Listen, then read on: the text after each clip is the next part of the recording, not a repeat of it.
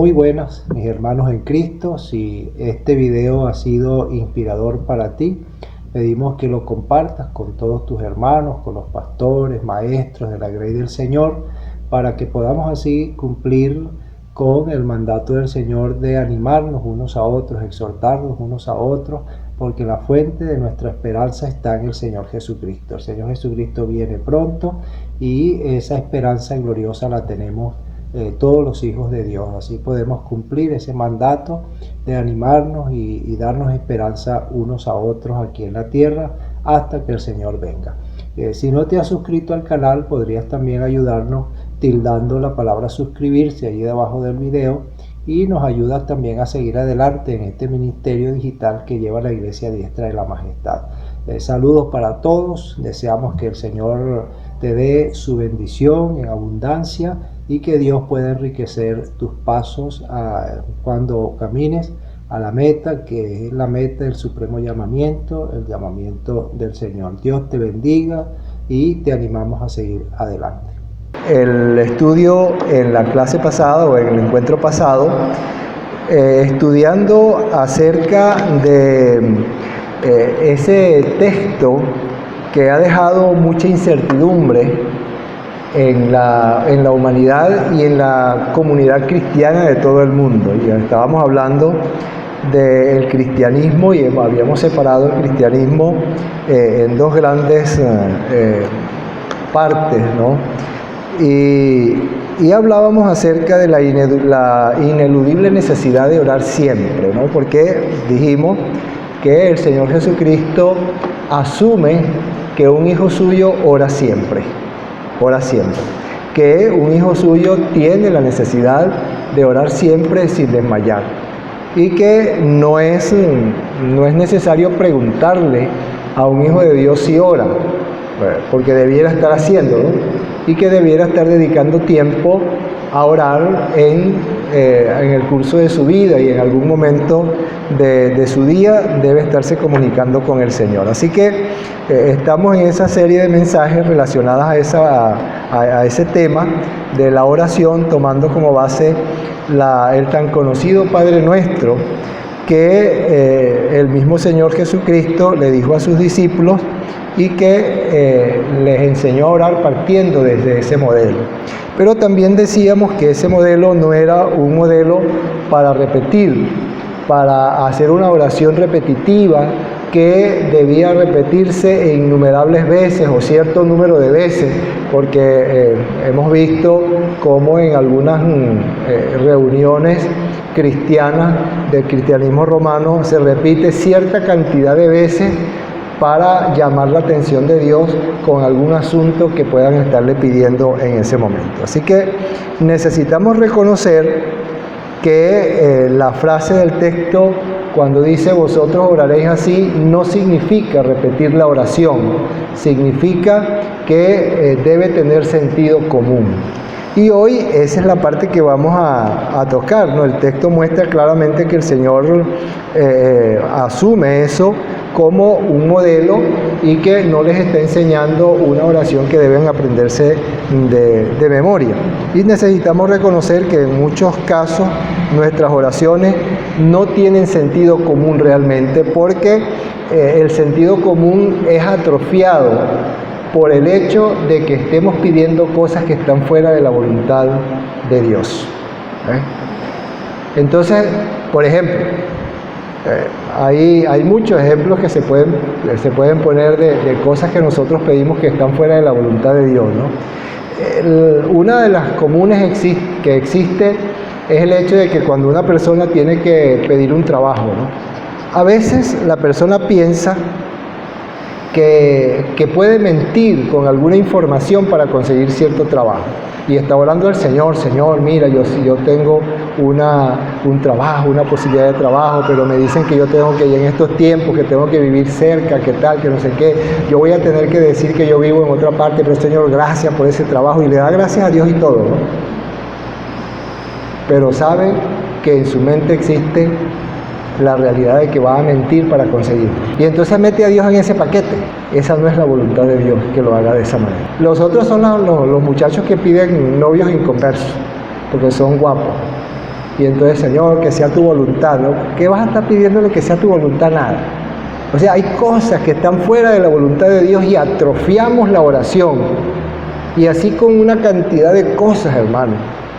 Con una cantidad de cosas que queremos conseguir y que le pedimos a Dios y que no están dentro de la voluntad de Dios de ninguna manera. Sencillamente, Dios no se mete en eso que usted se está metiendo cuando ora de esa manera. Cuando el Señor dice, vosotros pues oraréis así, es porque el Señor quiere que la oración tenga sentido común. Y la primera cosa que nosotros tenemos que hacer para que tenga sentido común es que tenemos que estar conscientes de que le estamos orando al Padre. Por eso la oración que Dios muestra, que el Señor muestra allí, empieza así: Padre nuestro que estás en los cielos. Porque eso es lo que tiene sentido común. Tú no le puedes orar a otro, tienes que orarles al Padre. Eso es la primera cosa que tiene sentido común. Y es ineludible el hecho de que tengamos que orar de esa manera. Y dentro de expresiones, peticiones y acciones de gracia que tengan sentido común.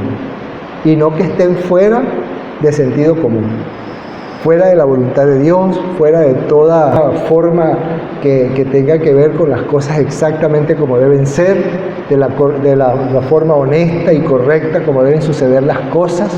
Usted no puede pedir fuera de eso, porque ahí Dios no se va a meter. No crea usted que Dios le va a oír. Nosotros tenemos un ejemplo en la Biblia de aquel hombre de aquel ejemplo, aquella parábola que el Señor contó a los que lo oían en ese momento, y dice que habían dos hombres, un fariseo y un publicano, y los dos estaban orando. Y bueno, el publicano dice que oraba consigo mismo y decía, Dios, pero él mencionó a Dios, parecía que se estaba dirigiendo a Dios, pero la Biblia aclara perfectamente que estaba orando con él mismo. ¿Por qué? Porque en la oración lo único que hizo fue alabar su propio nombre. Yo doy el diezmo de todo lo que gano, hago esto, hago lo otro, guardo el día de reposo y todo lo demás. Señor, yo soy un excelente hombre. Y su alabanza se centró solamente en él. Así que él estaba hablando con él mismo, él no estaba hablando con Dios, aunque en la oración dijo Dios. ¿Quién era Dios para él? No lo sé. Ese era el fariseo, yo dije publicano. El otro no podía ni siquiera levantar la vista, porque se sentía pecador, era un hombre pecador y se reconocía pecador ante Dios y reconocía que necesitaba a Dios. Y ahí estaba. ¿Quién de los dos oró con sentido común? Dice que ese pobre hombre que estaba allí reconociéndose pecador ante Dios, humillándose ante la presencia de Dios y reconociendo a Dios como su Señor y su Dios, salió de allí perdonado, mientras que el otro no. Uno de los dos entonces oró con sentido común, dentro de la voluntad de Dios, y fue oído. El otro no fue oído porque ni siquiera oró a Dios, estaba orando consigo mismo. Así que sí existen oraciones que no se dirigen a Dios para empezar, y que la persona que está orando ni siquiera puede comprender lo que está diciendo cuando dice Padre mío o Padre nuestro que estás en los cielos. ¿Será que lo está diciendo al Padre Celestial o no está seguro de lo que está diciendo? Todas estas cosas, hermanos, tienen que ser analizadas perfectamente. Y allí en el capítulo 6 de Mateo, en el versículo 6, vamos a buscar allí, 6, dice, mas tú, cuando ores, entra en tu aposento y cerrada la puerta, ora a tu Padre que está en secreto, y tu Padre que está en secreto te recompensará en público. Y orando no uséis vanas repeticiones como los gentiles, que piensan que por su palabrería serán oídos. No os hagáis semejantes a ellos, porque vuestro Padre sabe de qué cosas tenéis necesidad antes que vosotros la pidáis. Vosotros pues oraréis así: Padre nuestro que estás en los cielos, santificado sea tu nombre. Hasta allí vamos a llegar el día de hoy, y luego vamos a seguir en otra oportunidad. Ahora, ¿cómo es eso de orar así? Cuando el Señor dijo, vosotros pues oraréis así, de esta manera. Aparentemente, si nosotros tomamos la frase a la ligera podríamos pensar que esa es la oración que hay que hacer siempre. Hay que aprendérsela de memoria. A la ligera parece que eso fuese de esa manera, que el Señor está diciendo que se haga. Ahora, ¿sería acaso que el Señor se tendría que contradecir con lo que había dicho hacía un momento antes?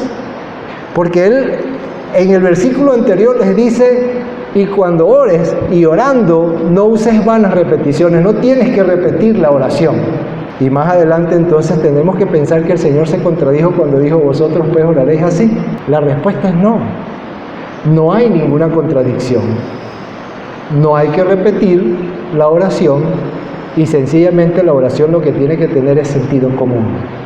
Tiene que tener cierta cantidad de elementos reales, de la realidad humana de quien está orando, la realidad humana de quien ora, de quien tiene una necesidad, de quien tiene la necesidad de agradecer a Dios, de quien tiene la necesidad de glorificar a Dios, de quien tiene la necesidad de pedir algo a Dios, de quien tiene la necesidad de presentar una dificultad o una situación a Dios, pero tiene que ser una situación presente, una situación real.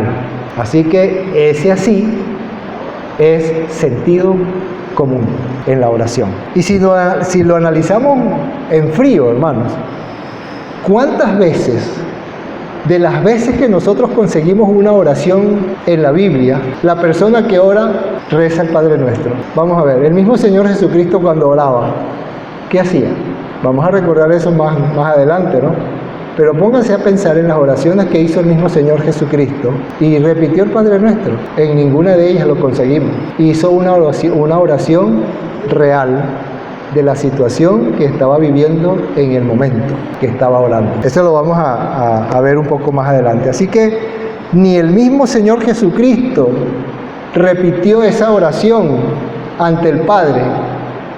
Antes de pedirle al Señor, yo voy a tener que el Señor nos dijo eso, voy a tener que repetir el Padre Nuestro unas 3 o 4 veces, porque así es como yo les dije que había que hacer, pero no lo hizo. Así que lo primero, hermanos, que tú tienes que hacer es comenzar a ver la realidad de la oración, y lo primero que vas a hacer es asegurarte que cuando salga de tu boca: Padre nuestro que estás en los cielos, o Señor mi Dios, Padre celestial, la oración que tú acuerdes tenerlo, la que llegue a tu mente, que tengas que hacer para dirigirte al Padre, Dios omnipotente, perfecto Dios, maravilloso Dios, amoroso Dios. Bueno, depende de la oración que vayas a hacer, pero tú tienes que asegurarte que esa frase se la estás diciendo a Dios, que comenzaste una conversación con Dios y no contigo mismo, o con nada, o con nadie a veces, sencillamente una costumbre. Asegúrate primero entonces que tu oración, la oración que estás haciendo, es que comenzaste seriamente una conversación con Dios. Si no estás seguro de eso, porque tú llegaste, tengo que orar rapidito, porque me voy para el trabajo y entonces se va poniendo la camisa o la blusa, si es una hermana, y entonces, Señor, ya voy a salir, tú sabes que no tengo mucho tiempo, pero la cosa es que se paró tarde, ¿eh? Y no le dio tiempo de orar. Hermanos queridos, asegúrate de eso primero, de que es una conversación seria que tú tienes con Dios. Y empezaste la oración precisamente usando el nombre de Dios de alguna manera, porque es con Él que estás hablando. Entonces comienzas una oración, y cuando uno comienza una conversación, la comienza con un objetivo. Tiene que conversar de algo, porque necesita conversar de algo. Si uno no comienza una conversación para nada, para ningún, o sea, aunque sea para bromear, uno comienza una conversación con otro, empieza a jugar y comienza un juego, una conversación con un juego, o tiene una conversación seria. Uno conversa con un propósito siempre, ¿no? Y bueno, lamentable es el hecho de que cuántas personas comienzan oraciones y no están conversando con Dios, sino muchas veces consigo mismo o con nadie, solamente una forma costumbrista que tienen en su vida. Así que lo primero es eso. La otra cosa interesante es que la oración tiene que ser dirigida a ese Dios único en un sitio donde te asegure que realmente estás conversando con Él y no te estás distrayendo de nada. Porque dice ahí la Biblia que cuando ores, métete en un lugar, en tu aposento, en lo secreto. Ahora, eso no quiere decir que Dios está jugando a las escondidas contigo, que tú tienes que buscar un lugar secreto porque Dios está escondido en alguna parte y tienes que buscarlo, tienes que ver dónde te metes para ver si lo consigues. No tiene nada que ver con eso, ¿no?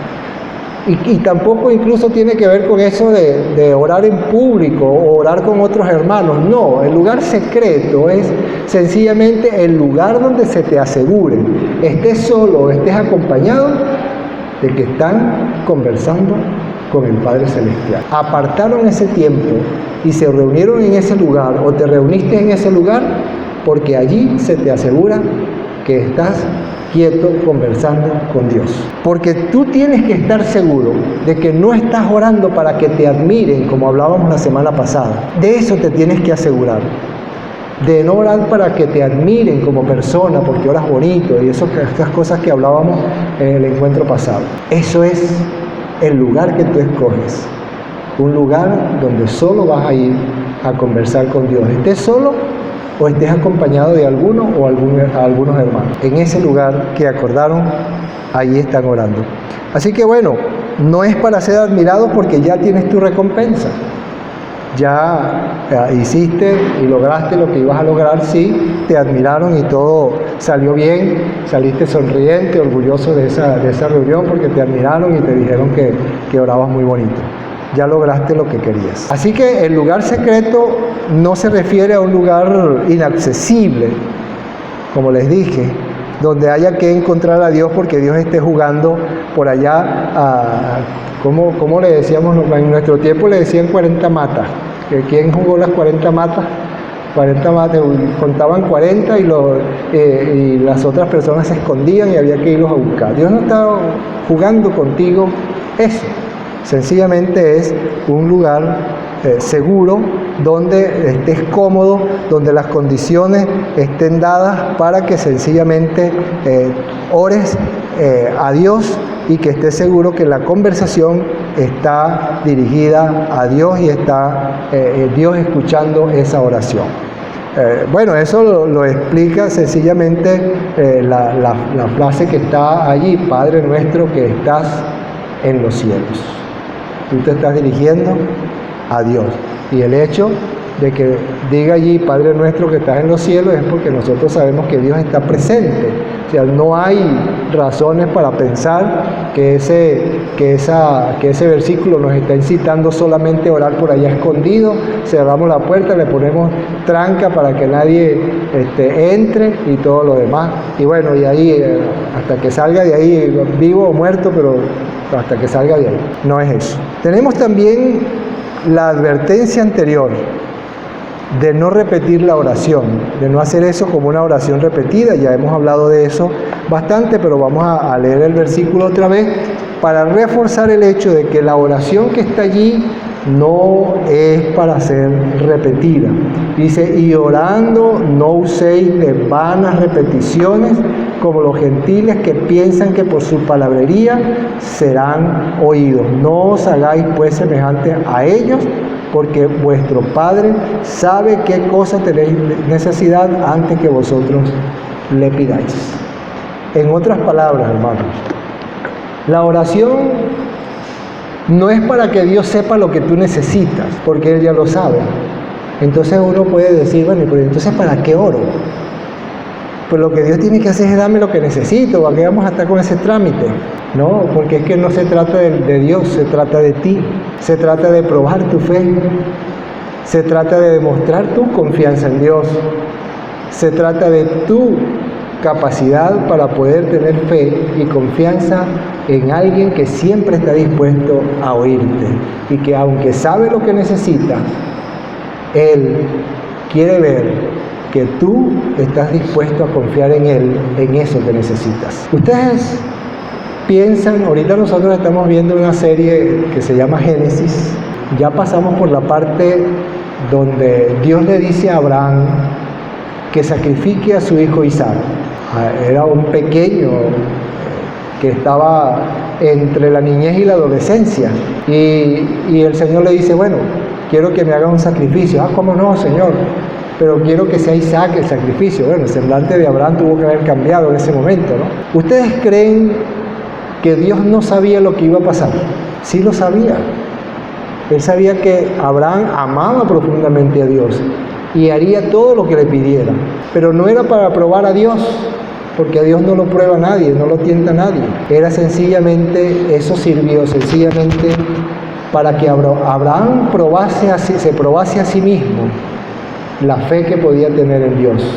Y cuando ya estaba a punto de cortar el cuello de su hijo, Dios lo llama del cielo y le dice, Abraham, no alargues tu mano contra el muchacho, porque yo sé que tú me amas y eres capaz de entregarme al muchacho.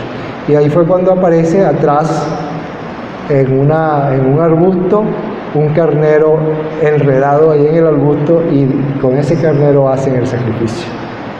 Y bajan los dos contentos, tanto Isaac como Abraham, enriquecidos en la fe. ¿Qué hace Isaac más adelante? Cuando su esposa Rebeca no puede tener hijos, ¿a quién le pide? ¿De quién vio la fe? Porque también su papá tuvo que pedirlo a él como hijo, porque tampoco Sara podía tener hijos. Esa fe se engrandeció. Y nosotros vemos esa tendencia de fe, por lo menos hasta Jacob, de alguna manera. ¿Y ustedes creen que es casualidad que cuando se nombra a Dios como Dios de alguien, se dice, y el Dios de Abraham, de Isaac y de Jacob? Ellos demostraron fe. Después los hijos de Jacob fueron unos bien terribles, ¿no cree usted que no? Incluso uno de sus hijos se acostó con una de sus esposas. Eran terribles, no es que eran buena gente, ¿no? Solamente la promesa de Dios ha mantenido ese pueblo hasta el día de hoy. Hermano, eso se llama caminar en la voluntad de Dios y hablar con Dios con sentido común, pensando en la voluntad de Dios y no en otra cosa. Abraham estaba seguro que iba a tener un muchacho y se lo pedía al Señor. Y el Señor cumplió su promesa porque así se lo había prometido y él estaba seguro de eso. Así mismo Isaac, y luego cuando llega a ser Jacob, a pesar de que su hermano Esaú era el primogénito. Es indiscutible que la oración tiene que tener sentido común. Y el sentido común se enmarca dentro de la absoluta voluntad de Dios y no en otra cosa, en la absoluta voluntad de Dios. Bueno, así que la oración no es para ser repetida, sino para que en el momento preciso, con la necesidad exacta, con la circunstancia presente, hablar con Dios. Bueno, ya hablamos de Abraham, Isaac y Jacob, que delante de la circunstancia que tenían, así oraban.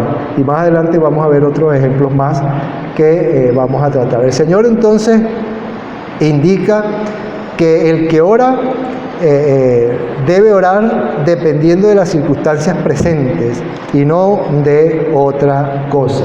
Tiene que ser del momento. Ahora, para terminar esta parte que llega hasta allí, vamos a ver algunos ejemplos de oraciones que algunas personas hicieron y de en qué se centró esa oración. Si era un rezo, si era qué es lo que era, qué es lo que realmente estaban haciendo esas personas cuando oraban. Por ejemplo, la primera oración que vamos a tratar es la oración de Josué. En Josué capítulo 10, versículo 12 al 14, él está allí. Vamos a ver Josué capítulo 10, les dije 10, 12 al 14, ¿correcto? Vamos a ver, muy bien. 10, 12 al 14 dice así: Entonces Josué habló a Jehová el día en que Jehová entregó al amorreo delante de los hijos de Israel, y dijo en presencia de los israelitas: Sol, detente en Gabaón, y tú, luna, en el valle de Ajalón. Y el sol se detuvo y la luna se paró, hasta que la gente se hubo vengado de sus enemigos. ¿No está escrito esto en el libro de Jacer? Y el sol se paró en medio del cielo y no se apresuró a ponerse casi un día entero, y no hubo día como aquel, ni antes ni después de él, habiendo atendido Jehová la oración de un hombre, porque Jehová peleaba por Israel. ¿Qué le parece? ¿Qué le parece Josué necesitando que el día fuese más largo, diciendo: Padre nuestro que estás en los cielos, santificado sea tu nombre, venga tu reino, hágase tu voluntad? Pero él necesitaba era que el sol se parara. ¿Qué le parece a usted eso, no? ¿Cómo podría ser algo así? Claro, Josué no tenía el Padre Nuestro para ese tiempo, ¿no? Pudo haber tenido otra oración, tal vez haber recitado un trozo de la ley, qué sé yo, no sé.